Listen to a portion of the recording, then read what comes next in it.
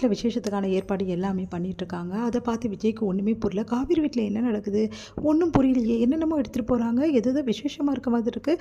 நம்மக்கிட்ட எதுவுமே சொல்ல. காவேரி இப்போ தான் பேசிட்டு போனால் அப்பவும் அவ்வளோ எதுவுமே சொல்லலை. என்ன நம்மளை ஒரு பொருட்டாக மதிக்கவே மாட்டேங்கிறாங்களே அப்படின்னு சொல்லிட்டு ஒன்றும் புரியாமல் யோசிக்கிறாரு. அடுத்து வந்து இங்கே வந்து என்ன பண்ணுறாரு, சரி மாமிக்கிட்டையாவது கேட்போமா அப்படின்னு சொல்லிட்டு மாமிக்கிட்ட போயிட்டு, மாமி நான் அந்த வீட்டில் என்ன விசேஷம் மாமி, எதோ எடுத்துகிட்டு ஆமாம் ஆமாம் மாம்பி, அந்த வீட்டில் விசேஷம் தான், அந்த குட்டி பொண்ணு இருக்கால அவள் பெரிய மனுஷி ஆகிட்டா அப்படின்னு உடனே வந்து சந்தோஷம் தாங்க முடியல விஜய்க்கு. அப்படியே மாமி அப்போ என்னென்ன சடங்குகள் பண்ணுவாங்க அப்படின்னோடனே இந்த மாதிரி பெரிய விசேஷமாக பண்ணுவாங்க, மாமக்கார முறையெல்லாம் பண்ணுவாங்க அப்படின்னு சொல்கிறாங்க. அப்போ சீர் செஞ்சுடுவோம், நம்ம கதையும் இங்கே சரி பண்ணிவிடுவோம் அப்படின்னு சொல்லிட்டு யோசனை பண்ணுறாரு விஜய். அடுத்து வந்து இங்கே என்ன பண்ணுறாங்க, எல்லாருமே வந்து கூப்பிட்றாங்க, எல்லாருமே ஃபங்க்ஷனுக்காக வராங்க. ஃபங்க்ஷனுக்கு வந்து நர்மதாவை அழகாக வந்து குளிப்பாட்டி வந்து அவங்களுக்கு புது ட்ரெஸ்லாம் அழகாக போட்டு எடுத்து வந்து உட்கார வைக்கிறாங்க சேரில். அதே மாதிரி எல்லாமே வந்து கிராண்டாக வந்து ஃபங்க்ஷன் வந்து நடத்துறதுக்காக ஏற்பாடு எல்லாமே பண்ணிகிட்ருக்காங்க. இந்த சைடில் சாந்தி வந்து அவங்க எவ்வளோ அழகாக இருக்கா என் மருமக அப்படின்னு சொல்லிட்டு அப்படியே வந்து சுற்றி போடுறாங்க. உடனே வந்து இன்றைக்கி தான் நீங்கள் நல்லபடி பேசுனீங்க, எப்போ நான் நல்லா தானே பேசுவேன் அப்படின்றாங்க சாந்தி. பரவாயில்ல பரவாயில்ல, என் மாமியார் முன்ன மாதிரி இல்லாமல் கொஞ்சமாவது மாறிட்டாங்களே அப்படின்னு சொல்லிட்டு சந்தோஷப்படுறாங்க நம்ம வந்து கங்கா. அடுத்து வந்து இங்கே எல்லாருமே வந்து ஃபங்க்ஷனுக்கான ஏற்பாடு எல்லாமே பண்ணிவிட்டு பக்காவாக வந்து ஃபங்க்ஷன் பண்ணுறதுக்காக பண்ணிகிட்ருக்காங்க.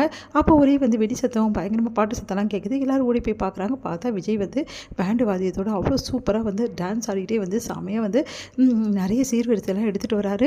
அதெல்லாம் பார்த்து எல்லாம் ஆச்சரியப்படுறாங்க. எதுக்காக இந்த தம்பி இப்படிலாம் பண்ணிகிட்ருக்கான், எனக்கு ஒன்றுமே புரியல அப்படின்னு சொல்லிட்டு செம்மையாக டென்ஷன் ஆகுங்க. இந்த பையனை கொஞ்சம் கூட மூளை இருக்கா, எதுக்கு இந்த மாதிரி வேலையெல்லாம் செய்கிறான், இவன் யார் இதெல்லாம் பண்ணுறதுக்கு அப்படின்னு சொல்லிட்டு கோவப்படுறாங்க வந்து நம்ம சாரதா. அடுத்து வந்து நான் இதை விடவே மாட்டேன், அம்மா சொன்னால் கேளுமா இருமா அப்படின்ட்டாங்க. அதெல்லாம் முடியாதுடி, நான் விட மாட்டேன் அப்படின்னு சொல்லிட்டு என்ன பண்ணுறாங்க, சாரதா வந்து திட்டத்துக்காக போகிறாங்க. பார்த்தா வந்து நிற்கிறாரு தாத்தாவும் பாட்டியும் பார்த்தா அதிர்ஷ்டி நீங்களா அப்படின்னோடனே ஆமாம் நாங்கள் தாம்மா, நீங்கள் கூப்பிடல இருந்தாலும் வந்திருக்கோம் அப்படின்னோடனே ஐயோ தப்பாக நினச்சிக்காதீங்க, கூப்பிடலன்னு இருக்கிற பிரச்சனையில் எப்படி கூப்பிட்றதுன்னு எனக்கு தெரியல, அதனால தான் கூப்பிடல அப்படின்னு சாரதா சொல்கிறாங்க. ஏம்மா நாங்கள் வரக்கூடாதா அந்த ஃபங்க்ஷனுக்கு, வேணும்னா சொல்லிவிடுமா நாங்கள் கிளம்பிடுறோம் அப்படின்னு சொல்லிட்டு பாட்டி சொன்னோம். ஐயோ ஏமா இப்படிலாம் பேசுகிறீங்க, வாங்கம்மா அப்படின்றாங்க. நாங்கள் வந்தது பத்தாதுன்னு சீர்வரிசை எடுத்துகிட்டு தான் வந்திருக்கோம், அதையும் நீ வாங்கிக்க தான் செய்யணும் அப்படின்னோடனே அதெல்லாம் வேணாம்மா நீங்கள் வந்ததே போதும்னோடனே அதெல்லாம் கிடையாது சாரதா, என்னென்னா இருந்தாலும் அவள் எங்கள் வீட்டு குழந்தை, நாங்கள் செய்ய வேண்டியது செய்ய தான் செய்வோம், அதை நீ வந்து ஏற்றுக்க தான் வேணும், அப்படி ஏற்றுக்கலன்னா இப்போவே நான் கிளம்பிடுறேன் அப்படின்றாங்க பாட்டி. ஐயோ இவங்க என்ன எப்படி சொல்கிறாங்க அப்படின்னு சொல்லிட்டு சரிம்மா அப்படின்றாங்க. அதுதான் சொல்கிறேன் அப்படி சொல்லிட்டு சரி சீர்வரிசையில் எடுத்து வைங்க அப்படின்னு பார்த்தா அவ்வளோ சீர்வரிசை ஃபுல்லாகவே வந்து அடுக்குறாங்க அந்த இடத்துல. பார்த்தோன்னு சாரதாக்கு ஒன்றும் புரியல, எல்லாருமே மலைச்சு போகிறாங்க.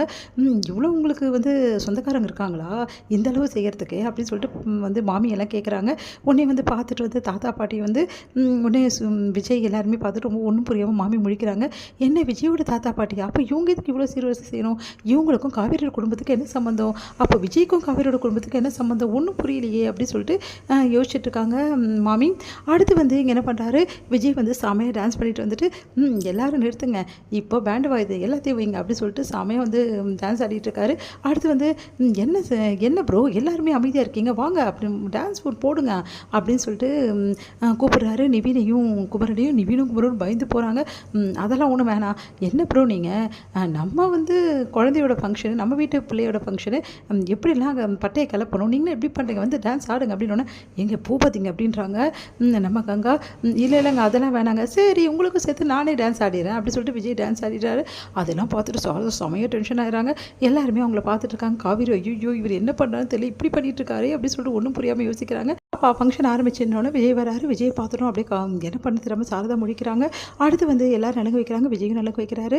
அடுத்து வந்து இங்கே என்ன பண்ணுறாங்க, தாத்தாவும் பாட்டியும் வந்து காஸ்ட்லியே வந்து நகையெல்லாம் வச்சு கொடுக்குறாங்க. அது சாரதா மறுக்கிறாங்க. அதுக்கப்புறம் வம்பு பண்ணி கொடுக்குறாங்க. இங்கே இதெல்லாம் பார்த்துட்டு ஒன்றும் புரியாமல் யோசிச்சுட்டு இருக்காங்க காவேரி கிட்ட விஜய் வந்து ரகசியம் சொல்கிறாரு.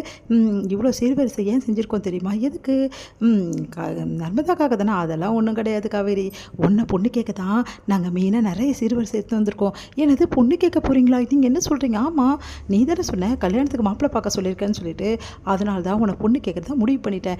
இப்போ பொண்ணு கேட்குற ஃபங்க்ஷன் வந்து நடக்க போகுது அப்படின்னு ஒன்று அதிர்ச்சி அடைகிறாங்க காவேரி, நீங்கள் என்ன சொல்கிறீங்க அப்படின்னு.